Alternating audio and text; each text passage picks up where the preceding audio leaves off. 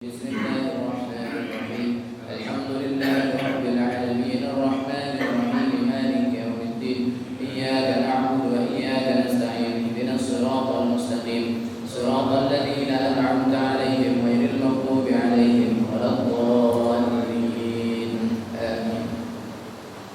Bismillahirrahmanirrahim. Alhamdulillah. Wa nusalli wa nusallimu ala Rasulillah Muhammad ibn Abdullah wa alihi وصحبه ومن تبع هداه ومن والاه سبحانك لا علم لنا إلا ما علمتنا إنك أنت العليم الحكيم رب اشرح لي صدري ويسر لي أمري واحلل عقدة من لساني يفقهوا قولي واجعل لي وزيرا من أهلي اللهم اجعلنا من الذين يستمعون القول فيتبعون أحسنه ربنا افتح بيننا وبين قومنا بالحق وأنت خير الفاتحين Allahumma amin. Tsumma amma ba'd. Para hadirin, Bapak Ibu jamaah salat subuh Masjid Nurul Intihad yang dirahmati Allah. Mari tak pernah bosan-bosannya kita saling menasihati dalam hal kebaikan dan kesabaran, utamanya di pagi yang penuh dengan keberkahan ini. Kita tingkatkan kualitas syukur kita kepada Allah. Kita tingkatkan rasa terima kasih yang sebanyak-banyaknya kita kepada Allah, sebagaimana Allah memberikan nikmat yang tak terhingga, tak terhitung, yang kita rasakan, yang ada dalam diri kita ataupun yang ada di luar diri kita, semata-mata semua datang dari Allah, pemberian dari Allah. Maka kalau kita bersyukur akan itu semua, Allah berjanji akan ditambah oleh Allah. Tapi sebaliknya, kalau kita mengingkari satu nikmat saja, maka hati-hati, siksa Allah Subhanahu wa taala sangat amat pedih. Baik Bapak Ibu yang dirahmati oleh Allah, mari kita lanjutkan kajian tafsir di mana kita pada saat ini masih berada di awal surat Al-Baqarah. Insyaallah ayat kita kali ini di ayat yang ke-8. Nah, yang ke-8. Kita bacakan beberapa ayat seperti biasa. Monggo panjenengan yang bawa handphone bisa dibuka aplikasi Android-nya. Yang punya mushaf bisa dibuka mushafnya. Yang sudah hafal, alhamdulillah, tidak perlu berbanyak. A'udzu billahi minasy syaithanir rajim. A'udzu billahi minasy syaithanir rajim. Bismillahirrahmanirrahim. Bismillahirrahmanirrahim. Wa minan nasi man yaqulu amanna billahi wa bil yawmil akhir wa ma hum bimu'minin.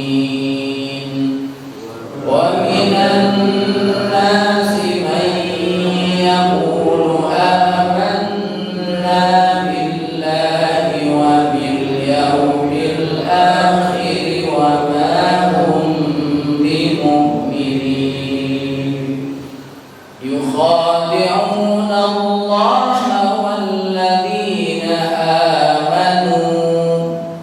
Yukhadi'una Allaha walladzina amanu wa ma yakhda'una illa anfusahum wa ma yash'urun. Wa ma yakhda'una illa anfusahum wa ma yash'urun. Fi qulubihim maradun fazadahumullahu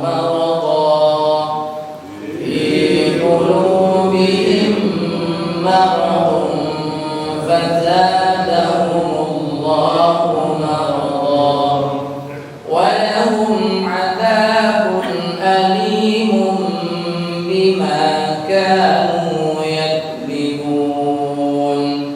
Walahum adzabun alimun bima kanu yakdzibun. Shadaqallahul azim.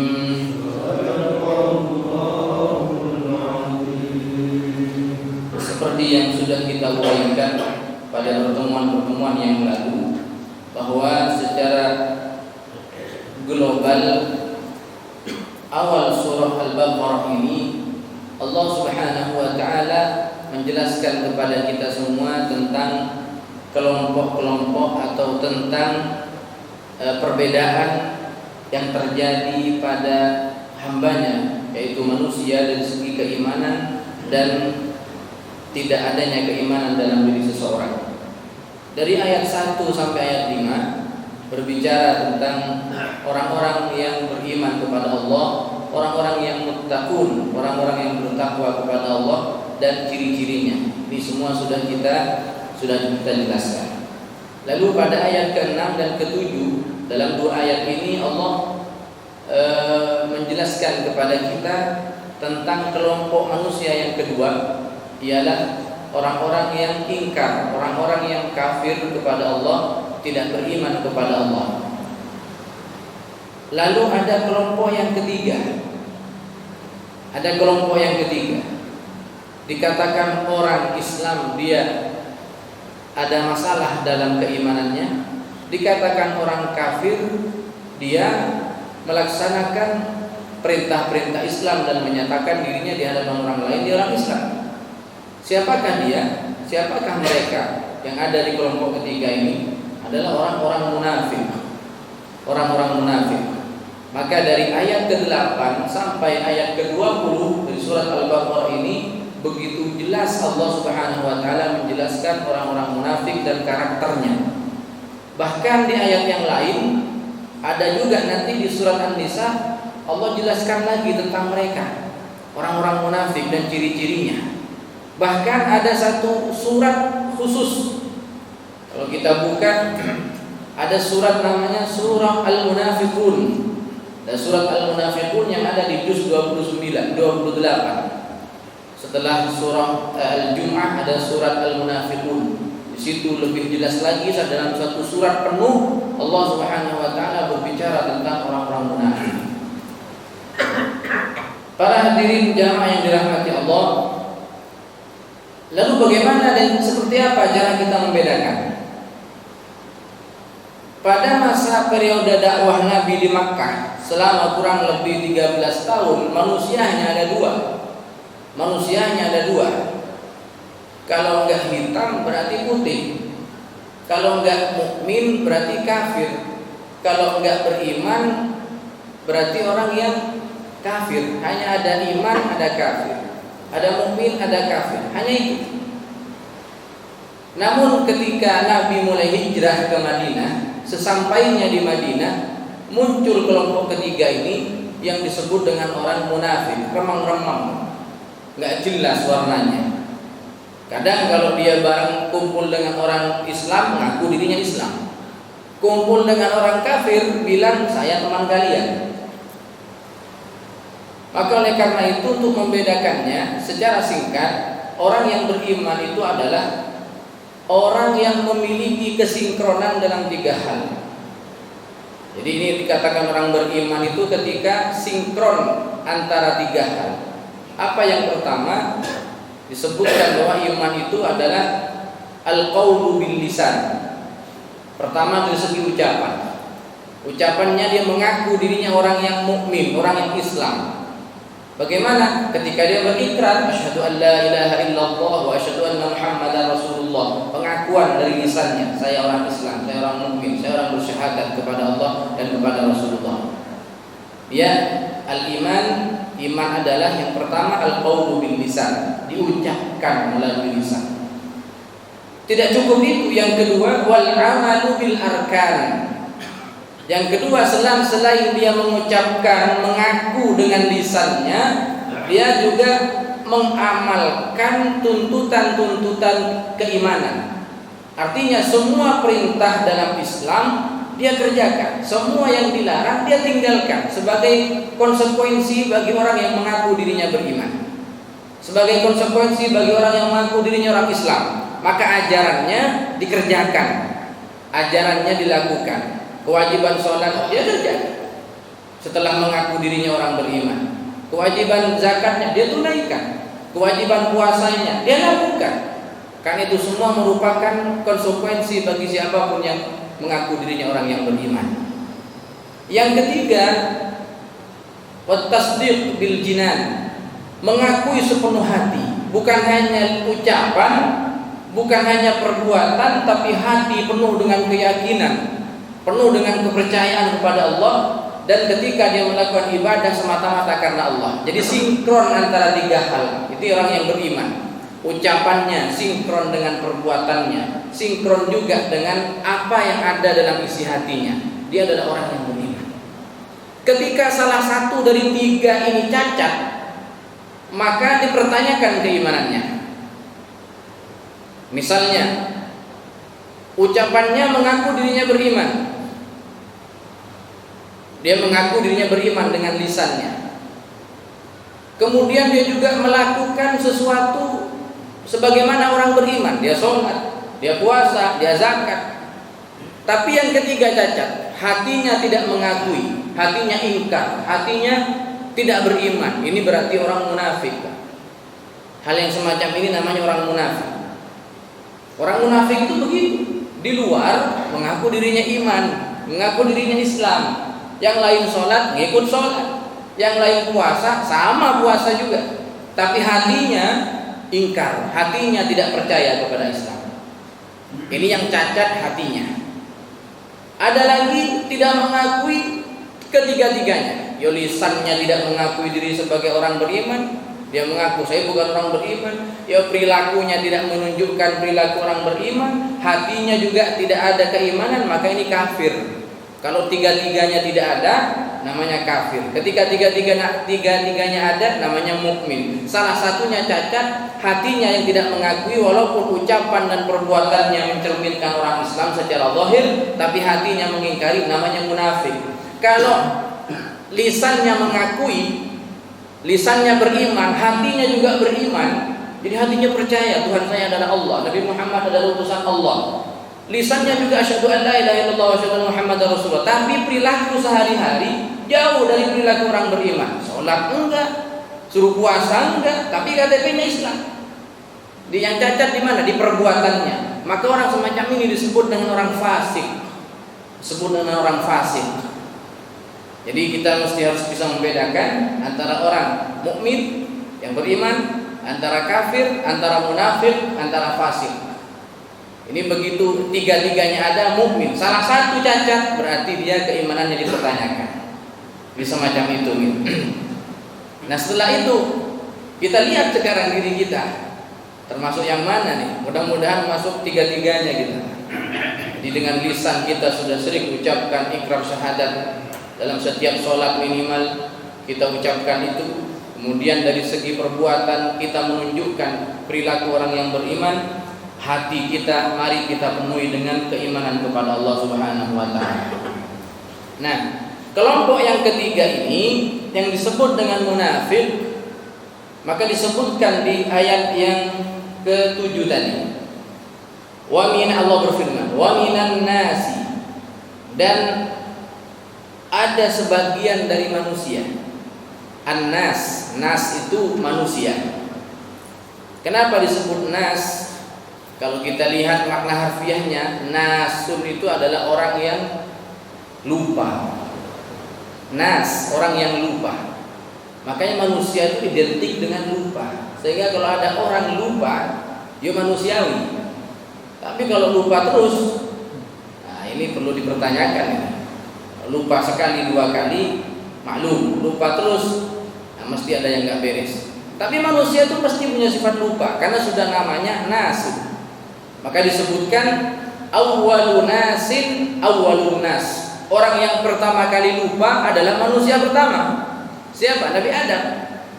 Jadi orang yang pertama kali punya sifat lupa adalah manusia pertama, karena memang manusia itu identik dengan sifat lupa.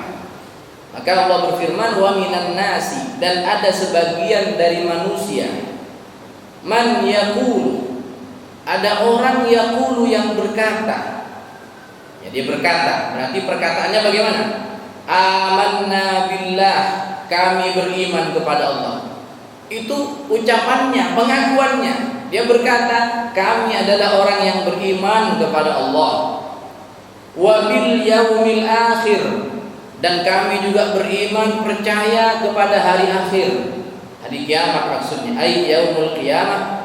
Kenapa hari kiamat disebut dengan hari akhir? Li'annahu akhirul ayyam. Karena hari kiamat ini merupakan hari terakhir kita di dunia. Tidak ada hari lagi setelah itu. Ucapannya dia, pengakuan dengan ucapannya, saya beriman kepada Allah, saya beriman kepada hari akhir. Tapi apa yang sesungguhnya terjadi? Disebutkan wa ma hum bimu'minin, kata Allah wa ma hum, dan sesungguhnya mereka tidaklah beriman. Mereka bukanlah orang yang beriman. Loh kok bisa? Mereka sudah jelas mengaku dirinya orang beriman, tapi keimanannya ini disangkal oleh Allah. Kata Allah, enggak, mereka enggak beriman. Itu hanya ucapan mereka saja yang beriman, mengaku-ngaku saja. Makanya orang ngaku itu banyak lah, tapi diakui susah. Kalau hanya mengaku siapa saja bisa, cuma ngaku. Tapi diakui ini yang susah. Misalnya kita mengaku saya cinta kepada Allah, monggo jangan cuma ngaku. Tapi masalahnya Allah mengakui enggak kecintaan kita kepada Allah?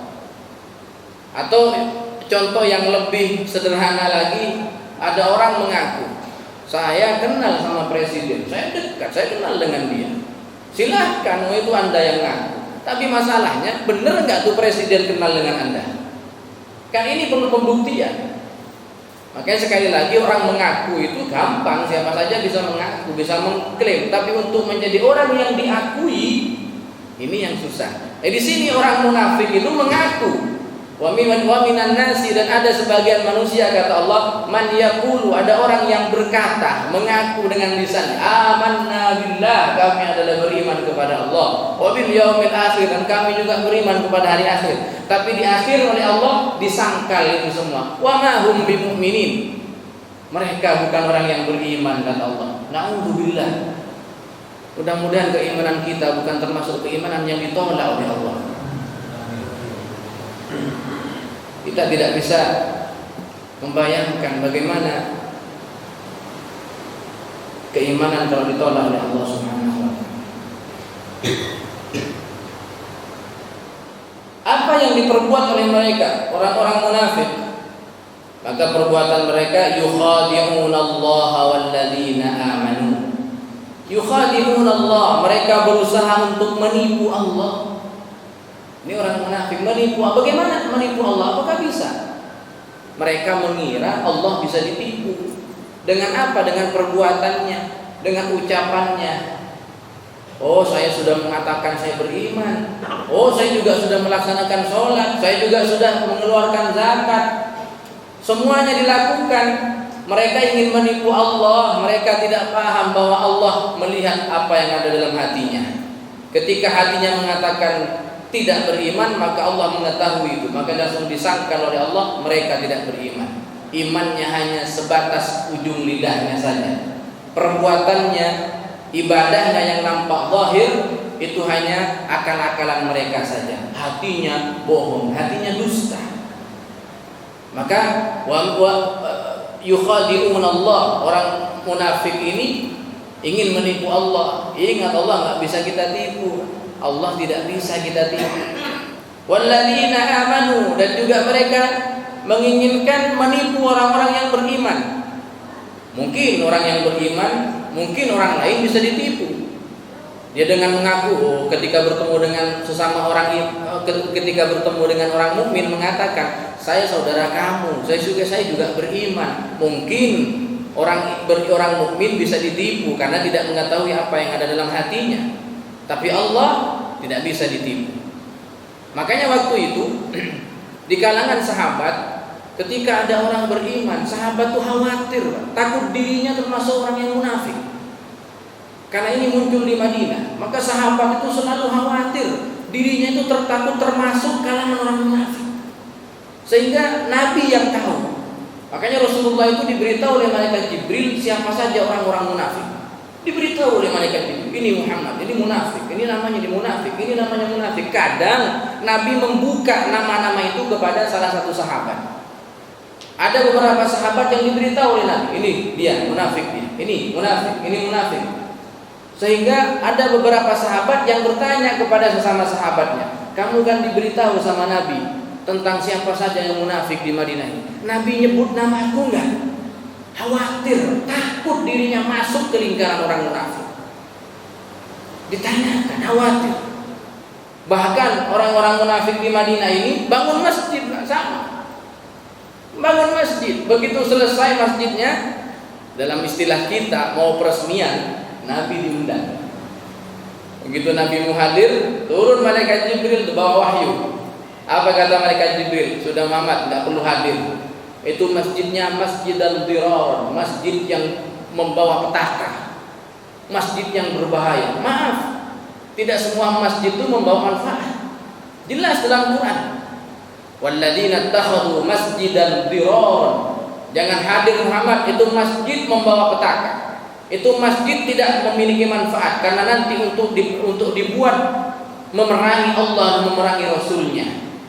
Nabi yang diundang akan orang munafik untuk meresmikan, tapi untung malaikat Jibril mencegah dan melarangnya. Zahirnya mereka Islam, zahirnya mereka beriman, tapi hatinya. Kemudian Rasulullah tahu tentang siapa saja orang munafik, tapi dibiarkan sama Rasulullah. Tidak ada dalam sejarah Nabi membunuh orang munafik, tidak ada.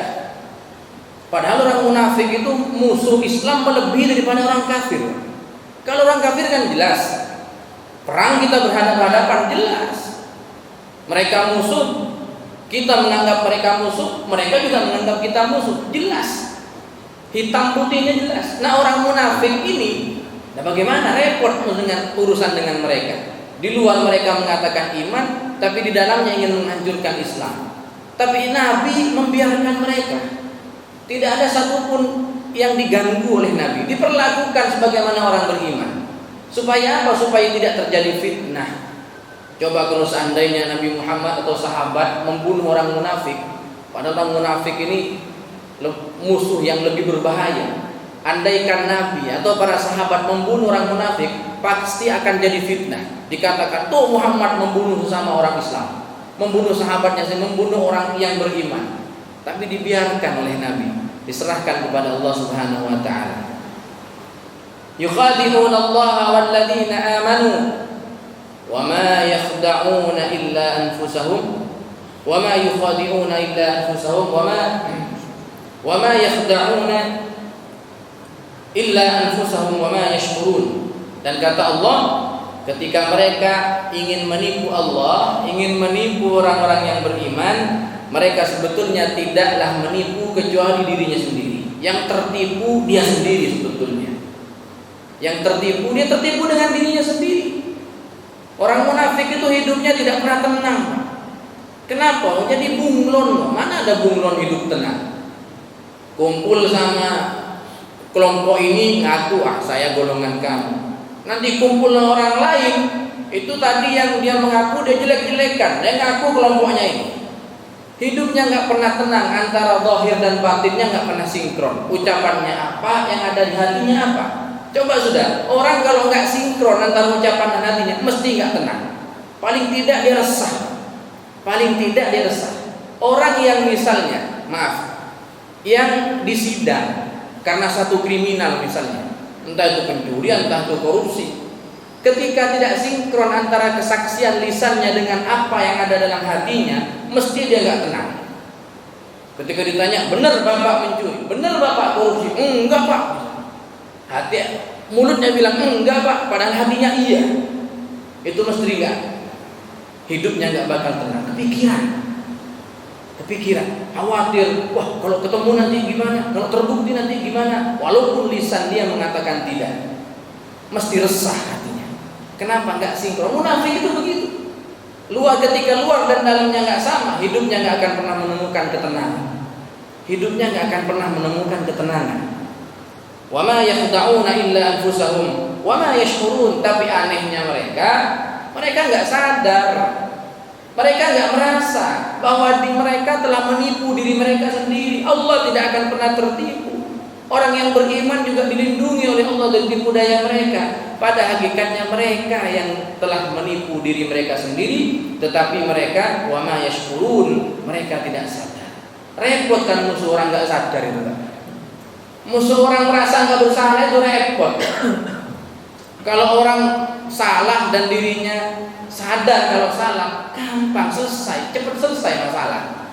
Tapi kalau musuhnya orang nggak ngaku kalau dirinya salah, ini kan yang angel. Maka kata Imam Ghazali itu manusia itu ada 4 macam. Yang pertama, rajulun yadri wa yadri annahu yadri. Yang kedua, rajulun la yadri wa la yadri annahu la yadri. Yang ketiga, rajulun yadri wa yadri annahu la yadri. Repot yadri. Intinya bagaimana? Yang pertama kata Imam Ghazali, ada manusia yang dia orang mengerti, orang yang faham, dan dia sadar kalau dirinya itu orang yang faham dan orang yang mengerti, adalah orang alim yang punya ilmu, dan dia sadar bahwa dirinya punya kewajiban untuk menyampaikan ilmunya, maka dia sampaikan ilmunya karena dia sadar dengan kewajibannya. Ini bagus orang semacam ini. Ada orang jenis kedua, rajulun yadri wa yadri wa la yadri annahu yadri. Ada orang kedua, padahal dia sebetulnya orang yang faham. Ada orang dia orang yang pintar, orang yang cerdas, berilmu, tapi dia selalu merasa dirinya bukan orang berilmu. Akhirnya apa? Ilmu yang ada dalam dirinya hanya dikonsumsi sendiri, tidak disampaikan ke orang lain, merasa nggak pantas terus. Maka orang semacam ini kata Imam Ghazali, ini orang harus dibangunin. Harus dibangunin. Ayo bangun, sampaikan ilmunya. Kamu orang paham, kamu orang mengerti. Ini masih mending. Ada orang ketiga, rajulun la yadri wa yadri annahu la yadri. Ada orang ketiga, dia tidak paham tentang satu permasalahan. Dia enggak paham tentang ilmu, dia enggak paham tentang apapun, dan dia sadar kalau dia enggak paham. Jadi ada orang enggak mengerti, tapi dia ngerti kalau dia itu bukan orang mengerti. Akhirnya apa? Diam. Oh, saya enggak paham, saya enggak tahu ya. Akhirnya dia milih diam. Yang keempat ini yang parah, rajulun la yadri wa la yadri annahu la yadri. Dia sebetulnya orang yang tidak tahu permasalahan, enggak tahu ilmunya, tapi dia enggak sadar kalau dia orang yang enggak tahu. Akhirnya apa? Sok tahu akhirnya. Tahu ya. Kalau dibilangin kebantah orang begini. Angel musuh. Ini orang munafik. Salah satu ciri khas dan sifat orang munafik. Mereka la yashkurun, enggak pernah sadar dengan apa yang mereka lakukan. Baik. Apa sebabnya itu semua? Sebabnya satu. Fi qulubihim marad. Dalam hatinya ada penyakit. Dalam hatinya ada penyakit. Karena tadi kita sebutkan orang munafik itu kan yang cacat hatinya. Kalau ucapan dan perbuatannya mukmin, Islam, syahadatnya fasih, sholatnya rajin, yang cacat hatinya, ada penyakit dalam hatinya. Penyakit apa? Penyakit nifaq namanya, penyakit kemunafikan. Tidak meyakini dengan apa yang diucapkan dan yang dia kerjakan, enggak salah. Jadi cacat ada dalam hatinya ada penyakit. Orang kalau sudah terkena penyakit hati, wah ini lebih berbahaya dari penyakit fisik hati. Orang kalau hatinya yang sakit, hati itu secara garis besar ada 3, sama dengan fisik dan tubuh kita. Tubuh kita ada kalanya tubuhnya kita ini sehat tanpa penyakit. Ada kalanya tubuh seseorang itu terkena penyakit. Ada kalanya tubuh kita ini meninggal. Sama dengan hati seseorang. Hati itu ada 3 ini. Ada hati yang sehat, hati yang bersih, hati yang bebas penyakit. Ini yang kemudian disebut dalam Al-Qur'an, yauma la yanfa'u malun wala banun illa man atallaha biqalbin salim. Qalbun salim, hati yang sehat, hati yang bersih. Yang kedua ini Fi qulubihim marad, hati yang ada penyakit di dalamnya. Banyak penyakit hati itu.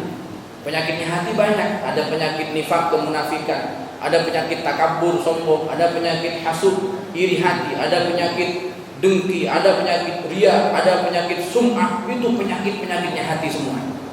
Itu penyakitnya hati.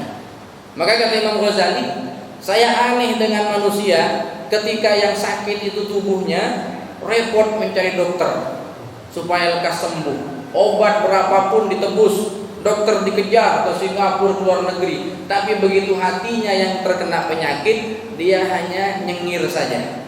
Tidak merasa kalau hatinya sedang ada penyakitnya, merasa dia aman saja. Padahal kata beliau, penyakit hati itu lebih berbahaya daripada penyakit fisik. Kalau penyakit fisik, ujung-ujungnya apa? Meninggal. Kalau dia sabar saat sakit, maka balasannya surga. Artinya bahayanya hanya di dunia. Di akhirat bisa dibalas dengan kebaikan kalau dia sabar menghadapi penyakit yang ada di fisiknya. Tapi kalau yang sakit hatinya, yang ada penyakit di hatinya, dunia akhirat nggak akan pernah selamat orang ini. Dunia akhirat nggak akan pernah selamat. Di dunia orang benci sama dia. Kenapa? Sombong dia, nggak mau saya dekat sama dia. Kenapa? Suka riya, suka pamer orang ini. Kenapa? Orang kan nggak suka berteman dengan orang yang semacam ini. Di dunia aja udah dijauhin sama orang-orang. Di akhirat bagaimana? Tambah lagi di akhirat dia tidak akan pernah mencium bau surga orang yang semacam ini. Maka di dunia dia berbahaya, di akhirat berbahaya. Kalau yang punya penyakit yang sakit hanya tubuhnya, fisiknya, di dunia mungkin dia merasa sakit dan sengsara misalnya di dunia, tapi di akhirat bisa dibalas dengan surga oleh Allah.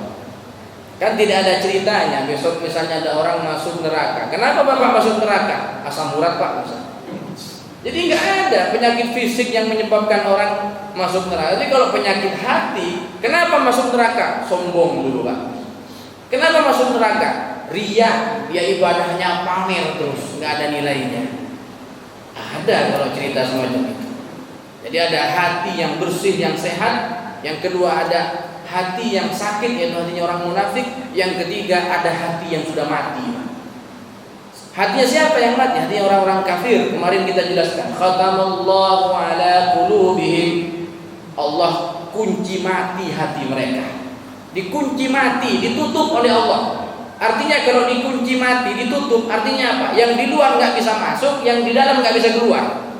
Apa yang di dalam? Kekafiran. Apa yang di luar? Keimanan. Keimanan nggak bisa masuk nembus hatinya, dan kekafiran tidak bisa keluar dari dalam hatinya karena sudah dikunci mati oleh Allah Subhanahu Wa Taala.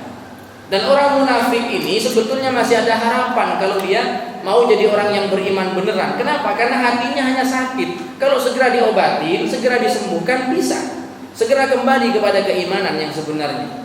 Tapi kebanyakan mereka orang munafik sampai meninggal tetap jadi orang munafik. Maka naudzubillah. Fi qulubihim marad, satu penyebab mereka jadi orang munafik karena hatinya, di dalam hatinya ada penyakit. Karena penyakitnya enggak segera disembuhkan. Nah ini penyakit apapun kalau enggak segera diatasi, penyakit dibiarin, mungkin awalnya hanya gejala, dibiarin. Terus semakin terasa, dibiarin lagi, ya tak bertambah Pak penyakitnya. Itu penyakit fisik, sama dengan penyakit hati. Sama kata di sini disebutkan oleh Allah, fazadahumullahu marada. Orang munafik itu ada penyakit dalam hatinya, tapi dibiarin, semakin hari semakin menjadi-jadi, semakin kronis, maka semakin bertambahlah penyakit hati yang ada dalam diri mereka. Penyakit sakit bisa juga nanti hatinya bisa mati sebagaimana hatinya orang kafir. Fazadahumullahu marada, maka Allah tambah penyakitnya karena mereka tidak sadar dengan penyakitnya tersebut. Bima anzalahu minal Qur'ani likufrihim bihi. Lalu apa balasan bagi mereka? Walahum adzabun alim.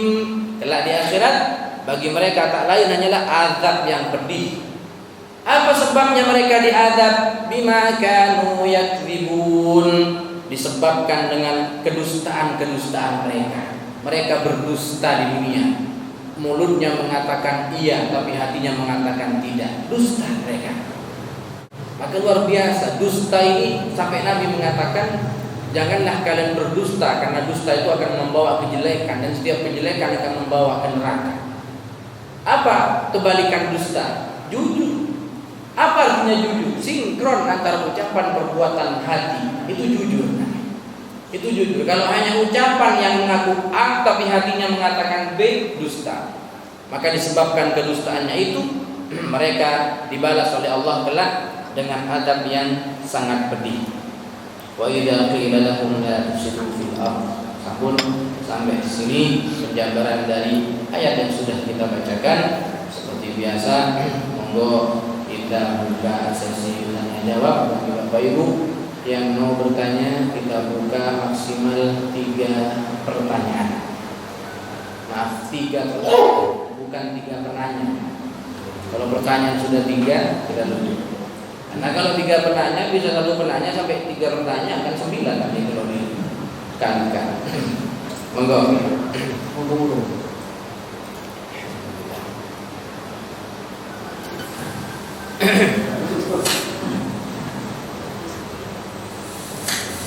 Ini Pak Ustadz ini langganan kalau bertanya. Assalamualaikum warahmatullahi wabarakatuh. Waalaikumsalam warahmatullahi wabarakatuh. Bagaimana penampilan dengan istimewa bayani yang dipahami di ilmu sofi, ilmu lafal, khoda'ah, yufadu, khoda'ah. Ini bab mufa'alah. Faedahnya menambah alif di antara fa'i dan fi'il. Faedahnya musyarakah. Berarti kalau dalam mengartikan sebenarnya saling menipu kan? Arti sebenarnya. Jadi menurut ilmu surfi, bagaimana pahamnya ketahuan. Sedangkan ini hamba dengan Allah. Baik. Ini pertanyaannya berkaitan antara kalimat dan pemahaman. Kalimatnya yukhadimunallah. Kalau kita artikan dalam tata bahasa, Arab yang mengikuti wazan khada'a yukhadimu, fa'ala yufa'ilu, itu memiliki fungsi terjadi di antara 2 pihak, yang mana 2 pihak ini saling melakukan dan saling berkontribusi. Misalnya qawatala Zaidun wa Amr, saling membunuh antara Zaid dan Amr, ada saling. Di sini juga menggunakan kata menipu, di sini menggunakan wazan yang sama. Khada'a yukhadimunallah wa huwa khadi'un. Orang munafik itu ingin menipu Allah. Berarti terjadi di antara 2 pihak. Siapa yang ingin menipu dan yang ingin menipu dan yang ingin ditipu. Dalam hal ini siapa yang menipu? Yang ingin menipu orang munafik. Yang ingin ditipu siapa? Allah dan orang beriman. Maka terjadi saling menipu. Artinya apa? Ketika orang munafik ingin menipu Allah, Allah yang membalik menipu dia. Allah yang membalik menipu dia, orang munafik ini. Kenapa? Karena Allah tidak bisa ditipu. Makanya karena itu disebutkan di akhir ayat, tipuan itu akan kembali ke mereka. Siapa yang mengembalikan tipuan? Allah Subhanahu wa taala.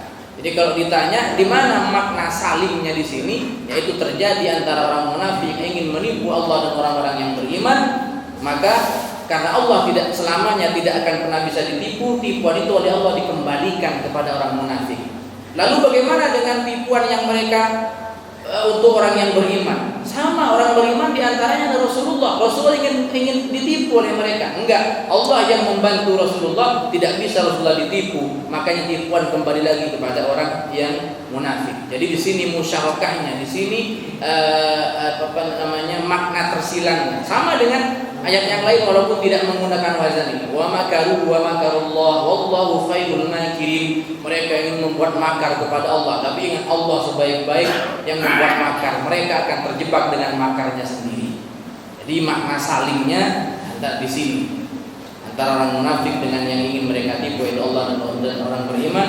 dan semuanya tidak akan pernah bisa ditipu, bahkan tipuannya dikembalikan oleh Allah kepada orang munafik, mereka yang rugi sendiri. Ada lagi, mungkin satu lagi, monggo Pak.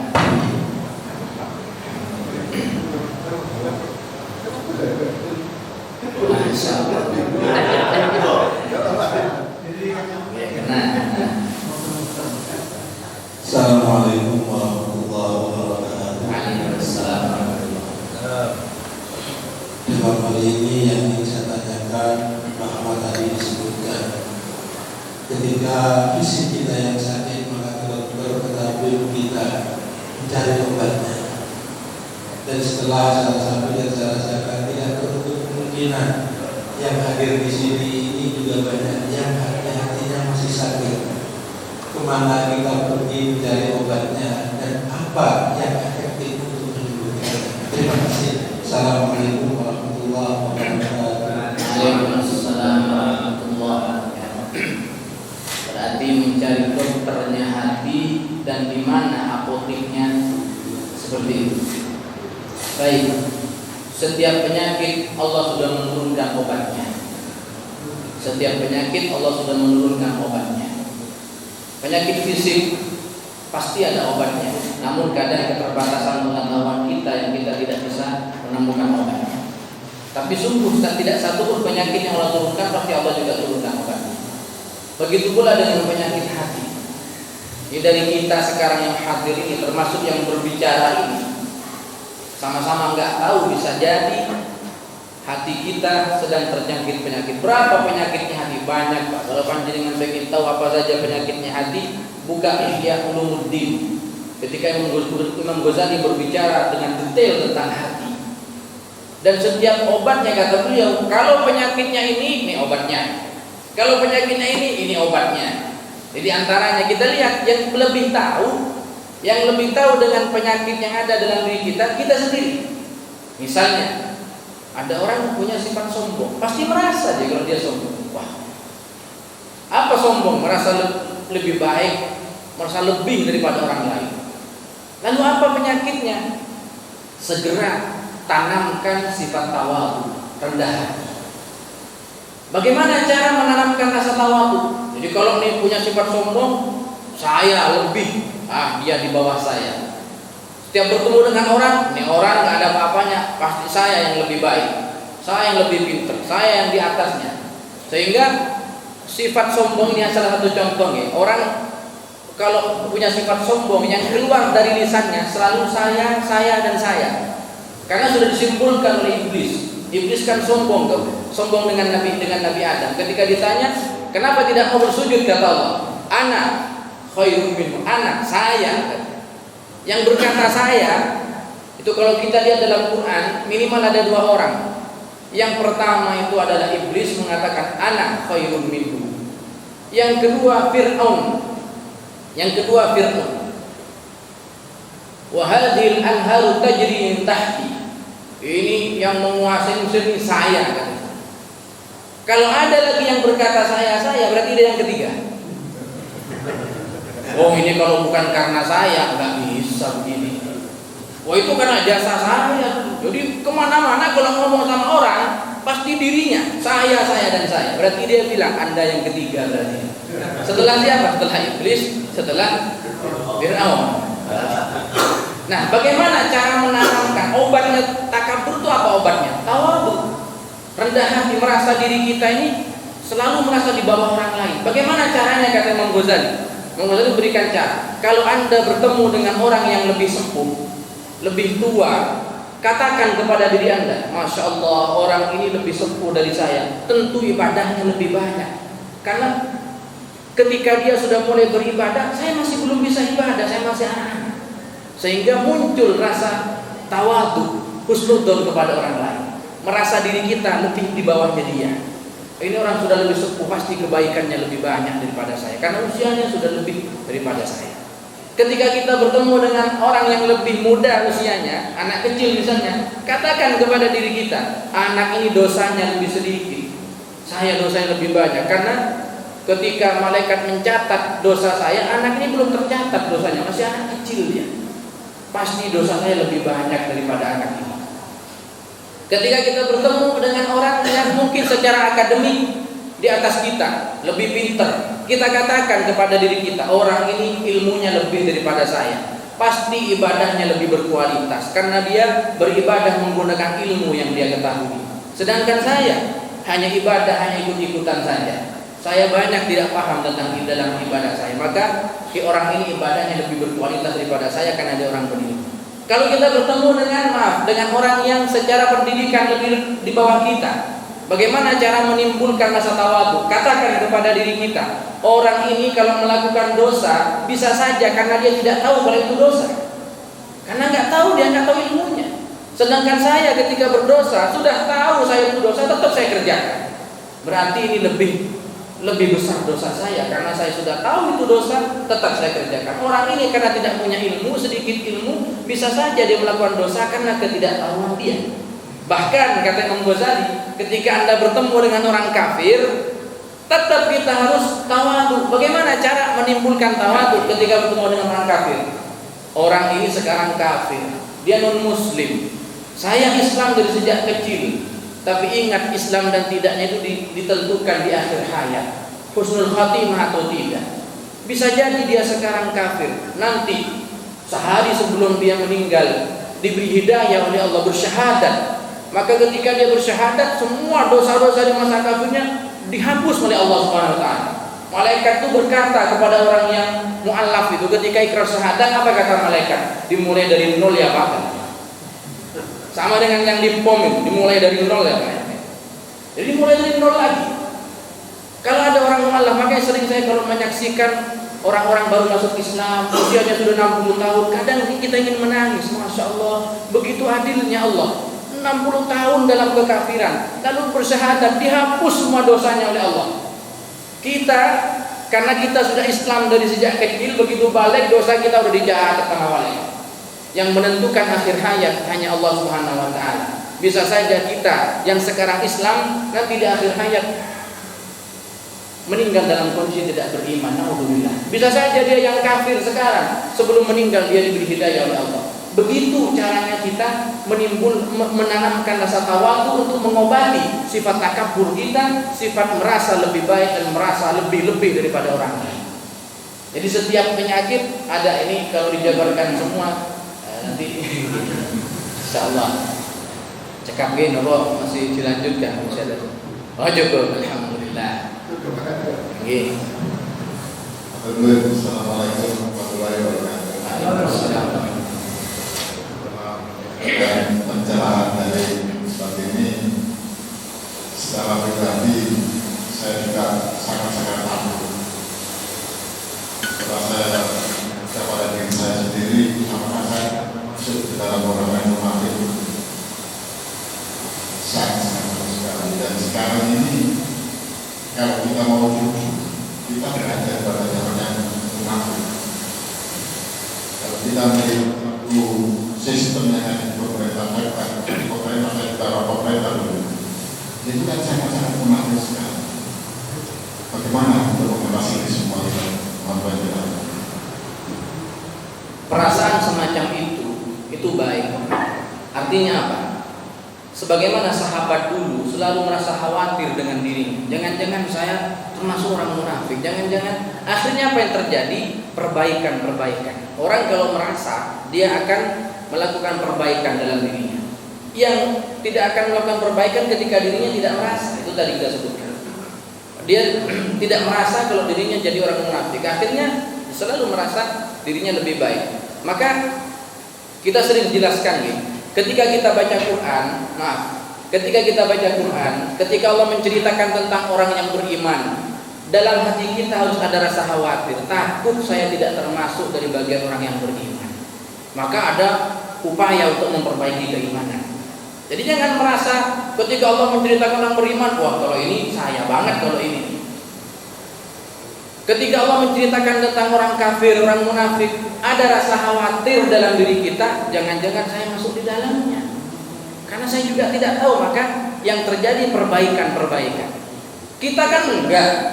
Kalau kita ini ketika baca ayat yang bagus, yang cocok, orang beriman dikatakan masuk surga, oh ini saya. Ini saya banget kalau ini sudah. Ketika Allah bercerita tentang orang munafik, orang kafir, ditudingkan ke orang. Oh, kamu kalau yang begini nih. Kadang kita kan begitu. Ayat yang enak diaku milik saya, ayat-ayat yang kurang menguntungkan ditudingkan ke orang lain. Maka bagus punya perasaan seperti itu. Kita selalu merasa khawatir, takut sifat-sifat itu, sifat-sifat buruk itu ada dalam diri kita. Ketika Allah menjelaskan tentang sifat-sifat baik, kita juga khawatir kita tidak termasuk dalam golongan mereka. Maka yang terjadi adalah nanti secara pelan-pelan perbaikan dalam diri kita. Oke, jadi sekali lagi hal semacam itu baik, dan kiranya sudah cukup untuk pertemuan kali ini. Bagi yang masih belum punya kesempatan bertanya, materi dan ayat tentang orang munafik ini nanti sampai ayat ke-20. Ini baru sampai ayat berapa? Monggo istiqomah hadir setiap hari Ahad ke-2 dan hari Ahad ke-4. Monggo mungkin bisa istiqomah. Orang kalau istiqomah insyaallah meninggal dalam kondisi husnul khatimah. Jadi kita tutup dengan doa di akhir majelis. Bismillahirrahmanirrahim.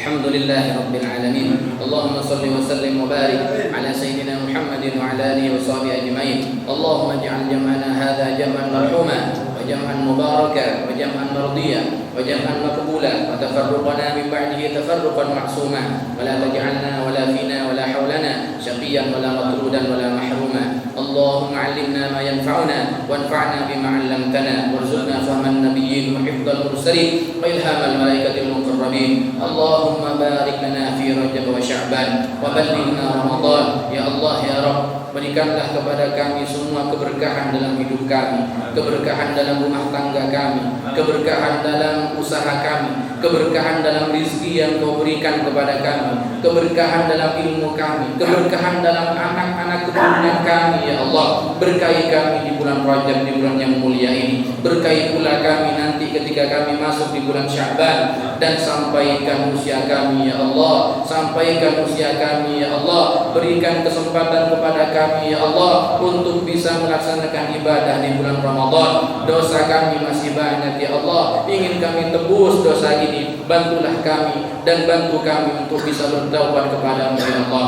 Waballighna Ramadan, sampaikan usia kami ke bulan Ramadan. Rabbana atina fid dunya hasanah wa fil akhirati hasanah wa qina adzabannar. Wa sallallahu wa sallim wa barik ala sayyidina Muhammadin an-nabiyil ummi wa ala alihi wa sahbihi ajma'in. Walhamdulillahi rabbil alamin. Subhanakallahumma wa bihamdika asyhadu an la ilaha illa anta astaghfiruka wa atubu ilaik. Wal 'afwu minkum. Assalamu alaikum